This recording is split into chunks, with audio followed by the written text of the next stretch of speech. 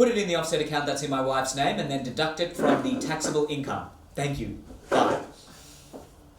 Sweetie, I think we need to rethink the chores that the kids are doing. But honey, Johnny's always done the gardening, Sarah's always done the cleaning. It works quite effectively. I think they should both do the chores together. But remember, Johnny's better at the gardening, Sarah's better at the cleaning. But what if Sarah wants to do the gardening? Well, Johnny takes 3 hours to do the gardening, Sarah takes 5 hours. It's just not efficient. I just don't want her thinking it's her job to clean because she's a woman. No, not because she's female. She does the cleaning in 3 hours, Johnny does it in 5 hours, so it's just, yeah, I know, efficient. But what about fairness?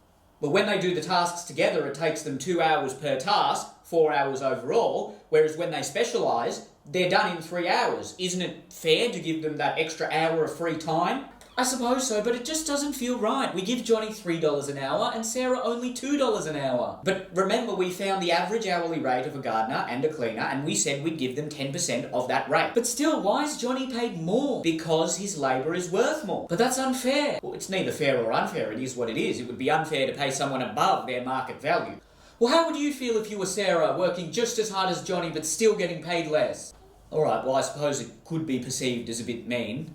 But what do you want me to do? Well, let's get them to cooperate. Get them to do the tasks together and then pay them each $3 an hour. But that's $6 an hour for 4 hours, so we pay $24 for the chores to be done, whereas if they both do the tasks they're good at, we only pay $15. But she's gonna feel inferior. But honey, that's the real world. If we protect their feelings now, they'll be traumatised when they enter the workforce. It's all markets and statistics with you. What about empathy?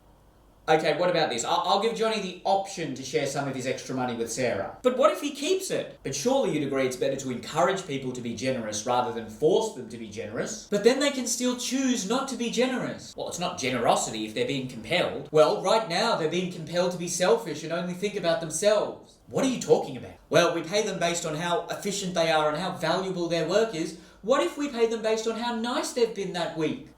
Honey, come on. I'm serious. We're teaching Sarah to think she's worth less and Johnny to think he's better. We're teaching them to exist in reality. They'll be compensated adequately based on their economic value. Well, don't they have human value? Okay, sweetie, imagine this for me.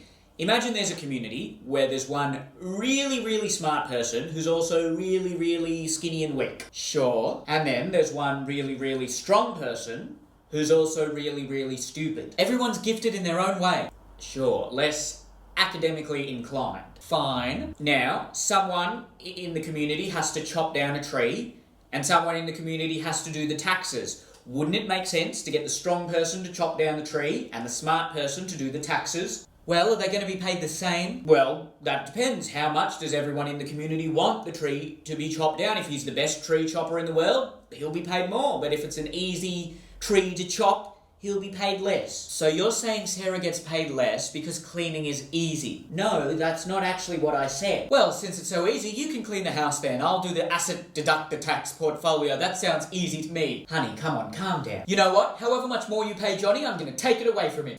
Don't do that. Why not? Because Johnny will just go to Grandma's house to do the chores where he'll be paid $3 an hour and not have it taken away from him. Well, if he tries to do that, I'll send him to his room. Are you serious? And I'll discipline him, and I'll keep him there till he learns how to be generous. So this is how Elon Musk felt. And you'll be sleeping on the couch.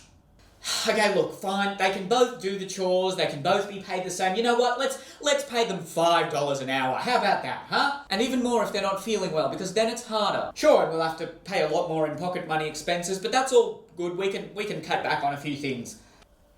Wait. What do we have to cut back on? Well, probably all that champagne that you purchased, the health club membership. We can buy our clothes from Kmart, that's fine. Sarah's feelings are the most important. You know what, you're smart with all that efficiency stuff. You just leave it as it is. But you just said, if being generous means I have to wear rags from Kmart and miss out on my champagne, then she can suffer. Bounce for me, bounce for me, bounce for me, honey, like boing, ba boing, boing, ba boing, boing, boing. Yeah, ladies know my name. It's the big K. Used to walk around the kennel with an AK.